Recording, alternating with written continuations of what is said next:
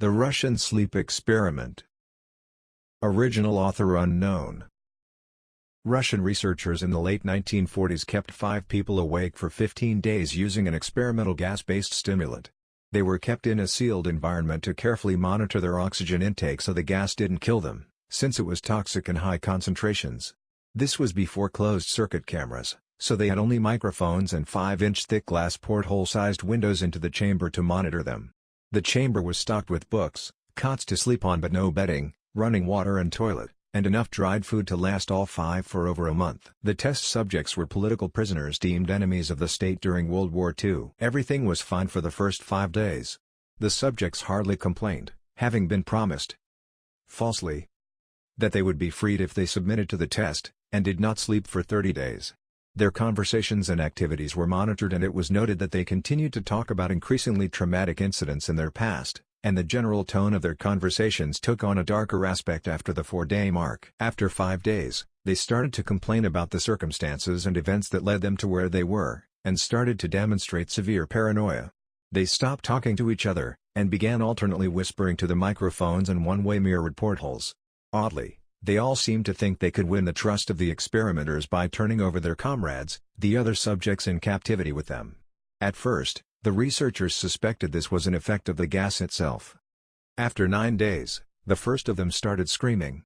He ran the length of the chamber repeatedly yelling at the top of his lungs for 3 hours straight. He continued attempting to scream but was only able to produce occasional squeaks. The researchers postulated that he had physically torn his vocal cords. The most surprising thing about this behavior is how the other captives reacted to it. Or rather, didn't react to it. They continued whispering to the microphones, until the second of the captives started to scream. The 2 non-screaming captives took the books apart, smeared page after page with their own feces, and pasted them calmly over the glass portholes. The screaming promptly stopped. So too, did the whispering to the microphones. 3 more days passed without sound. The researchers checked the microphones hourly to make sure they were working, since they thought it impossible that no sound could be coming with 5 people inside. The oxygen consumption in the chamber indicated that all 5 must still be alive. In fact, it was the amount of oxygen 5 people would consume at a very heavy level of strenuous exercise. On the morning of the 14th day, the researchers did something they had originally said they would not do, in order to get a reaction from the captives. They used the intercom inside the chamber, hoping to provoke any response from the captives, whom they feared were either dead or vegetables. They announced, "We are opening the chamber to test the microphones. Step away from the door and lie flat on the floor or you will be shot. Compliance will earn one of you your immediate freedom." To their surprise, they heard a single phrase in a calm vocal response. "We no longer want to be freed." Debate broke out among the researchers and the military forces funding the research. Unable to provoke any more response using the intercom, it was finally decided to open the chamber at midnight on the 15th day.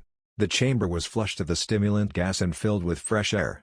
Immediately voices from the microphones began to object. 3 different voices began begging, as if pleading for the life of loved ones, to turn the gas back on. The chamber was opened and soldiers sent in to retrieve the test subjects. They began to scream louder than ever, and so did the soldiers, when they saw what was inside. 4 of the 5 subjects were still alive, although no one could rightly call the state that any of them were in life. The food rations past day 5 had not been so much as touched. There were chunks of meat from the dead test subjects' thighs and chest stuffed into the drain in the center of the chamber, blocking the drain and allowing 4 inches of water to accumulate on the floor. Precisely how much of the water on the floor was actually blood was never determined. All 4 surviving test subjects also had large portions of muscle and skin torn away from their bodies. The destruction of flesh and exposed bone on their fingertips indicated that the wounds were inflicted by hand, not with teeth as the researchers initially thought. Closer examination of the position and angles of the wounds indicated that most if not all of them were self-inflicted. The abdominal organs below the rib cage of all 4 test subjects had been removed. While the heart, lungs and diaphragm remained in place, the skin and most of the muscles attached to the ribs had been ripped off, exposing the lungs through the ribcage. All the blood vessels and organs remained intact. They had just been taken out and laid on the floor, fanning out around the eviscerated but still living bodies of the subjects. The digestive tract of all 4 could be seen to be working, digesting food. It quickly became apparent that what they were digesting was their own flesh that they had ripped off and eaten over the course of days. Most of the soldiers were Russian special operatives at the facility, But still many refused to return to the chamber to remove the test subjects. They continued to scream to be left in the chamber and alternately begged and demanded that the gas be turned back on, lest they fall asleep. To everyone's surprise, the test subjects put up a fierce fight in the process of being removed from the chamber. One of the Russian soldiers died from having his throat ripped out, another was gravely injured by having his testicles ripped off and an artery in his leg severed by one of the subject's teeth. Another 5 of the soldiers lost their lives if you count ones that committed suicide in the weeks following the incident. In the struggle, one of the 4 living subjects had his spleen ruptured and he bled out almost immediately. The medical researchers attempted to sedate him, but this proved impossible.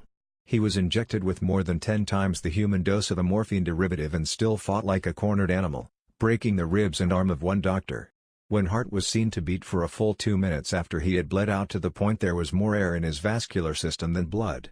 Even after it stopped, he continued to scream and flail for another 3 minutes, struggling to attack anyone in reach and just repeating the word "more" over and over, weaker and weaker, until he finally fell silent. The surviving 3 test subjects were heavily restrained and moved to a medical facility, the 2 with intact vocal cords continuously begging for the gas, demanding to be kept awake. The most injured of the 3 was taken to the only surgical operating room that the facility had. In the process of preparing the subject to have his organs placed back within his body, it was found that he was effectively immune to the sedative they had given him to prepare him for the surgery. He fought furiously against his restraints when the anesthetic gas was brought out to put him under. He managed to tear most of the way through a 4-inch wide leather strap on one wrist, even through the weight of a 200-pound soldier holding that wrist as well. It took only a little more anesthetic than normal to put him under, and the instant his eyelids fluttered and closed, his heart stopped. In the autopsy of the test subject that died on the operating table, it was found that his blood had tripled the normal level of oxygen. His muscles that were still attached to his skeleton were badly torn, and he had broken 9 bones in his struggle to not be subdued. Most of them were from the force his own muscles had exerted on them. The second survivor had been the first of the group of 5 to start screaming.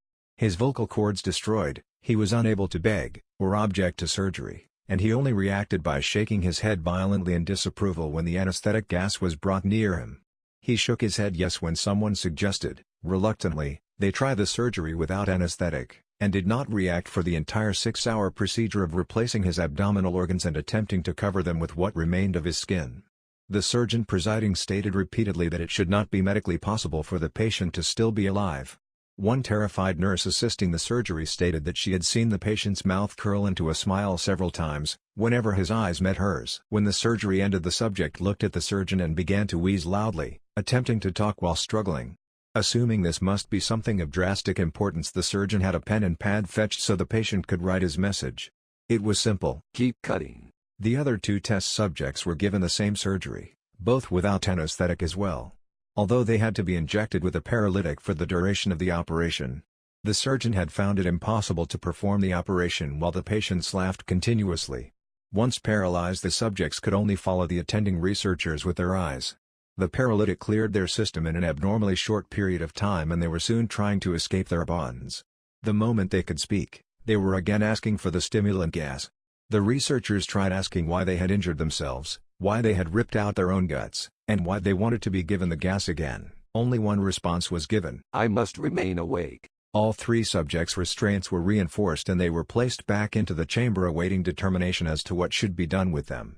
The researchers, facing the wrath of their military benefactors for having failed the stated goals of their project, considered euthanizing the surviving subjects.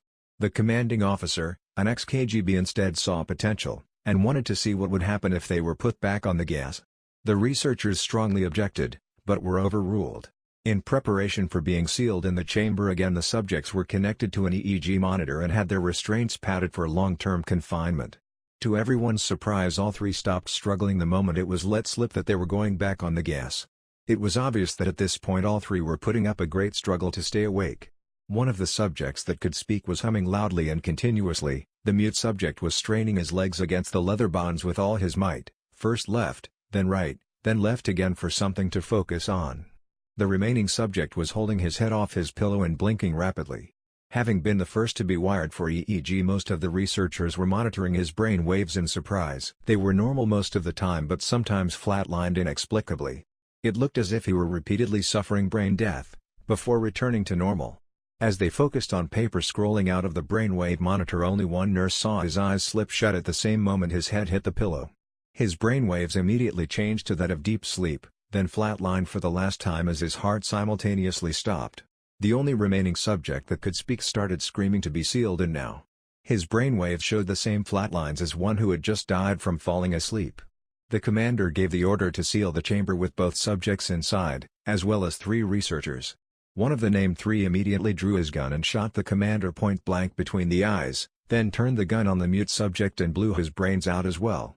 He pointed his gun at the remaining subject, still restrained to a bed as the remaining members of the medical and research team fled the room. I won't be locked in here with these things. Not with you. He screamed at the man strapped to the table. What are you? He demanded. I must know. The subject smiled. Have you forgotten so easily? The subject asked. We are you. We are the madness that lurks within you all, begging to be free at every moment in your deepest animal mind. We are what you hide from in your beds every night. We are what you sedate into silence and paralysis when you go to the nocturnal haven where we cannot tread. The researcher paused, then aimed at the subject's heart and fired. The EEG flatlined as the subject weakly choked out. So, nearly free.